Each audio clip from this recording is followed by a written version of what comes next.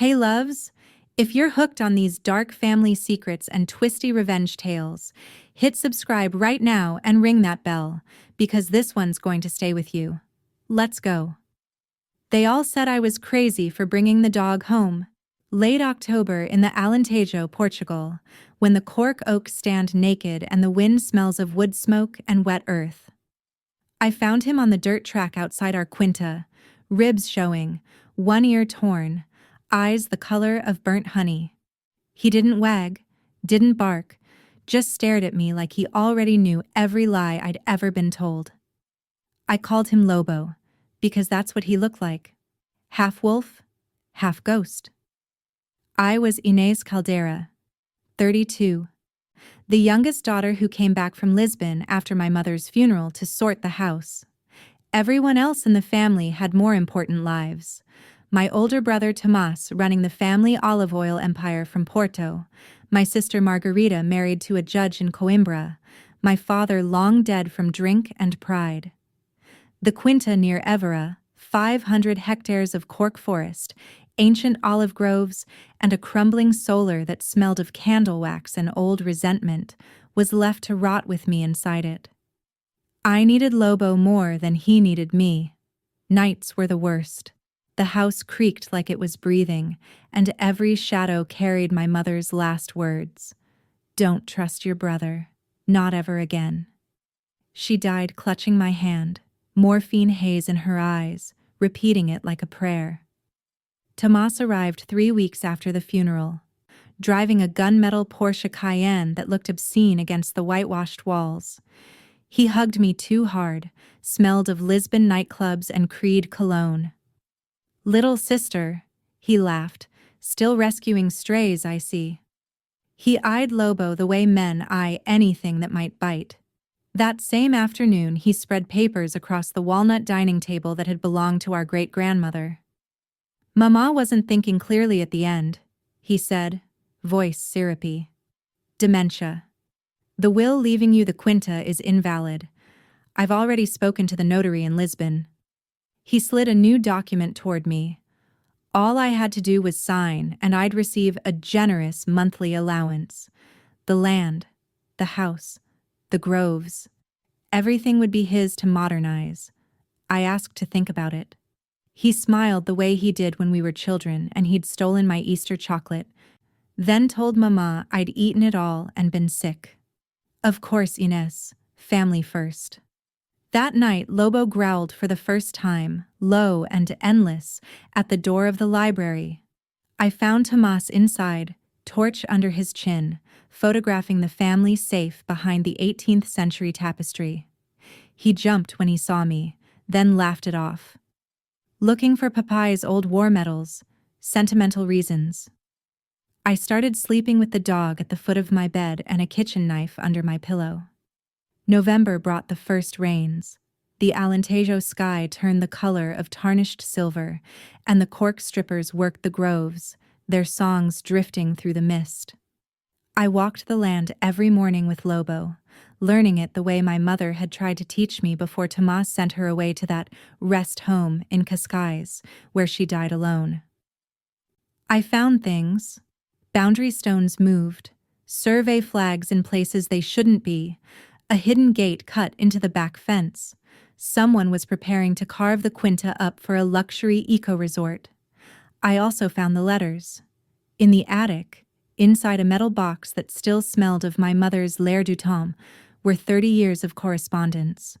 Bank transfers, medical reports, a second will, notarized 6 months before she died, leaving everything to me on condition I never sell to developers.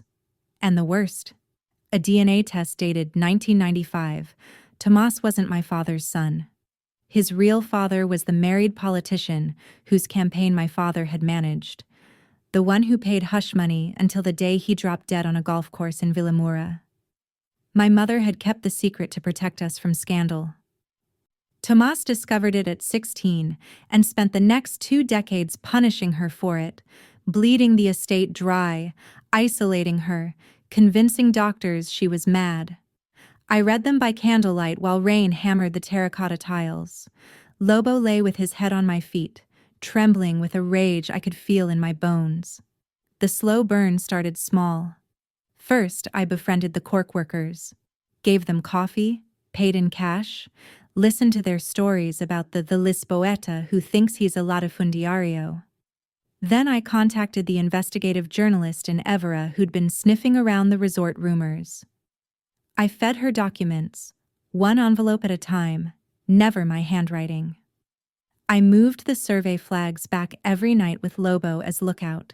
I learned the land's arteries, every dry stone wall, every fox path. Tomas grew nervous. He started spending weekends at the Quinta to keep an eye on things.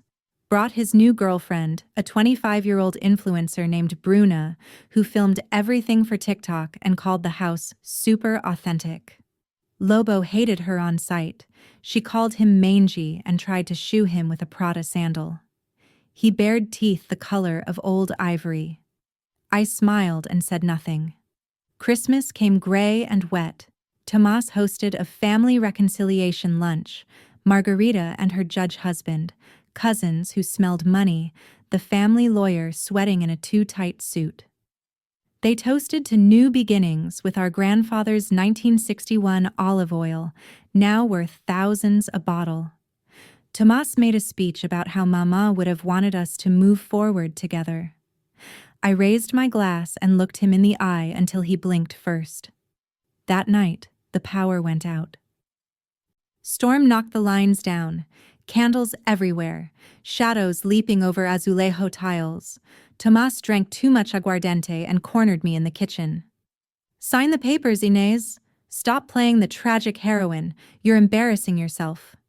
Lobo stepped between us, hackles raised, a growl that came from the earth itself. Tomas took one step back, glass trembling in his hand. For the first time, I saw fear in my brother's eyes, real fear, and something inside me unclenched.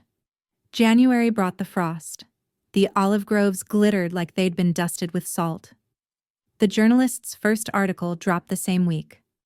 Heir to historic Alentejo Quinta accused of forging dying mother's will. Shares in Tomas's company dipped. Investors pulled out of the resort deal when the second piece revealed illegal boundary changes. Margarita stopped answering his calls. He came to the Quinta alone on a February morning so cold the dogs refused to leave their kennels. I was in the courtyard splitting cork logs, axe swinging in perfect rhythm, Lobo watching from the steps. Tomas looked 10 years older, unshaven, eyes red. "You did this," he said, voice cracking. "You ruined everything."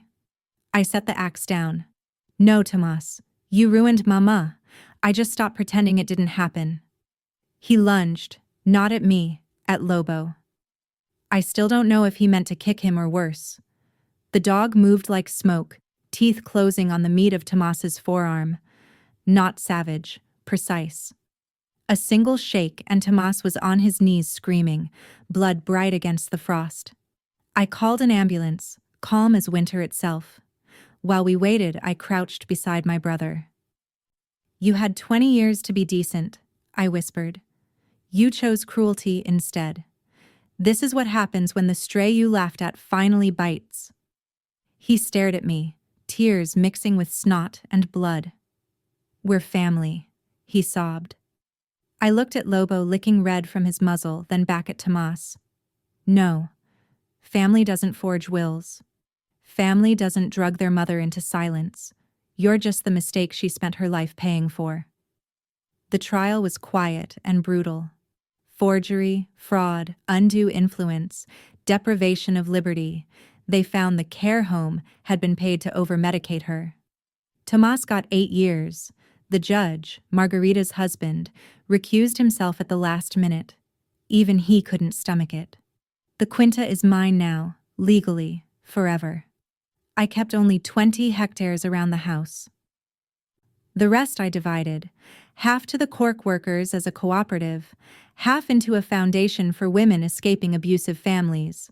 The solar is being restored with EU funds, slowly, the way old wounds heal. I make small batch olive oil now, 500 bottles a year, each label carrying my mother's handwriting. Truth is the only harvest that never fails.